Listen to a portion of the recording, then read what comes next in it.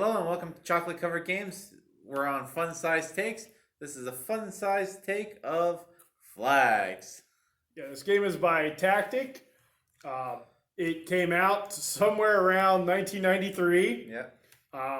based on the cards in the game that said pre 1993. And in this game, there's actually two parts to the game. Correct. There's a part where you're going around the globe, and you have to. So you roll the dice, and then move along this path around the globe. Yep.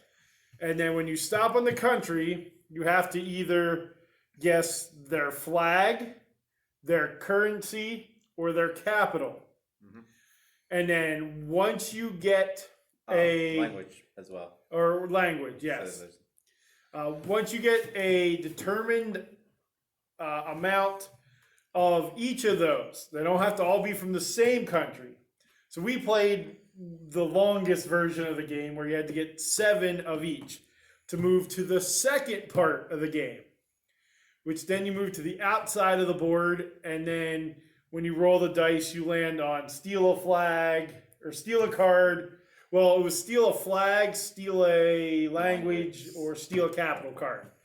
Or get one for free, or just different ways to get it.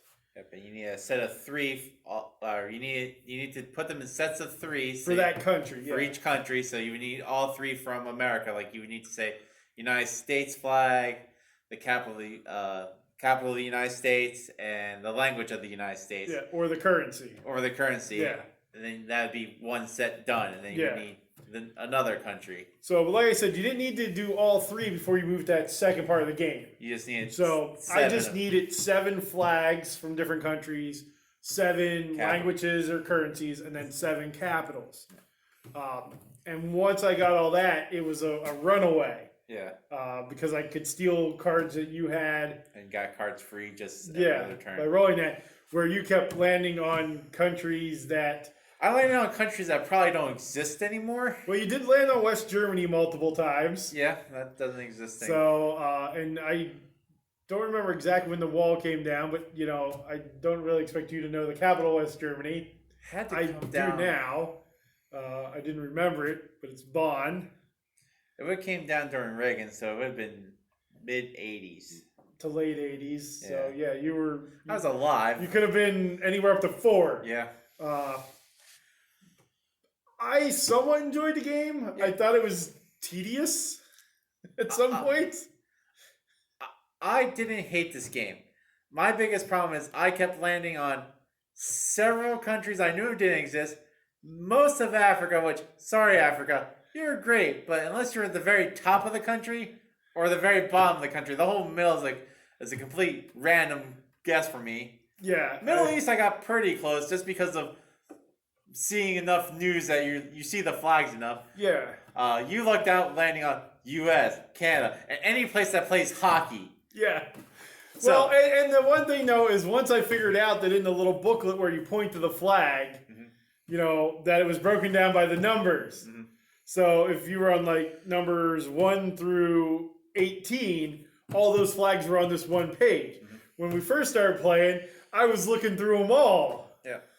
So it did help you narrow it down some. Yeah, because I believe there was 62 different countries. 85. 85. Yeah. 85 or 87, something like that. Some high number. So, yeah, I ran away with the game. I did pretty good for having the most random of countries. Yeah, I mean, this... I mean, we actually have props for this one. This was the easiest one for me. Yeah. I actually got the country flag, and I got the currency. I don't know. I flipped the sports here on my thing. There we go. So Tim got the. I mean, you did get the capital. Yeah. Of the United States. Then you stole that card from me. And then I stole it. This might have been my easiest flag the whole game right here. No, Nepal. Oh yeah, I did get Nepal. And the only reason I know Nepal is because I find it fascinating that their flag is one of only 2 flags that isn't completely rectangular. And that's a fact I knew before going into it. I'm like, hey, I landed on a place I can name their flag. Thank you, Nepal, for being weird. Yep.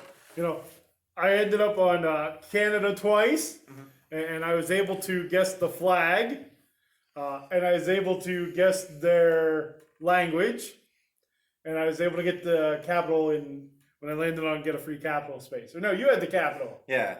Yeah, I stole the capital from Tim. So that was Canada that I got and had a pretty easy time with. Another country that I had a pretty easy time with was the United Kingdom. Yep. Should have had an easy time with them. You had to guess what language the English spoke. Yes, I did get the English. I didn't get the flag. You got the flag. Yeah, you stole it once you got to the inner circle. And I believe I got the capital. So we did land on that. Then you might as well finish off yours, because I'm going to do what I do in all these videos, yell at the internet. You know, and those good old other hockey countries, Norway, Sweden, Finland. Flags were easy. Capitals were fairly easy. Currency and language, not so much. You could pick it apart, because most areas had the same dialect. You had to figure, okay, did the United Kingdom own them at one point? Well, that's like when we landed in an African country the one time. You knew that they spoke French. Yeah, because they were owned by the French. I'm like, hey, these people were owned by the French. They probably still speak that language. Yeah, I didn't know that. Yeah, you kept landing on very weird countries. Yeah, and I had to use all my YouTube history knowledge from watching YouTube history lessons, which kind of worked out. It gave me languages more than anything. Yeah, what helped me was getting like Tim said, the hockey playing countries. Yeah. You know, the fun countries I got, like this little gem here. Leave in the comment if you know this one. Well, you knew it from The Simpsons. No, that was Albania. This is not Albania. Oh, okay. I don't even know what that one is. Yeah. See if yeah. Or this little gem here. Who is this, internet? Tell me. Leave it in the comment. This one I figured out just by the color scheme. Took me a second or two. Thought it was the neighboring country. Luckily, I saw the bird. This one I landed on twice. I got it the second time because you get the answer after you mess up the first time. Yeah. That's the only reason I got this country. But the best thing is you'd land on countries and then you wouldn't get them the next time. Yeah, landed on because I got wrong so many times. The only problem is after I got the flags of these countries, I still needed to get 7 languages. And I never landed on places I knew that spoke the language. I always ended up with like countries that had very unique dialects that weren't, you know, it didn't fall in the 1-5 categories of English, Arabic, German. I'd get like, oh, they speak Benzwale. I'm like, what? Is that a sub-language? I'm like, nope, that's their national language. I'm not being insulting. I just didn't know that was a language. Yeah, language or currency was very tough. So you just sort of had to guess. Capitals in the Middle East, impossible for that time. Because they're constantly changing borders. Yeah, and so unless you really know your world and you like games from the early 90s, I had fun with it though. Would I play it at the 3-hour length again? Which is what we decided beforehand to play it at that. That was the 7 of each card. Probably not. Like I said, it's cool for somebody in their mid-40s to see some history like that. And again, I enjoy flags. I enjoy world culture. And of course, I love all the hockey countries.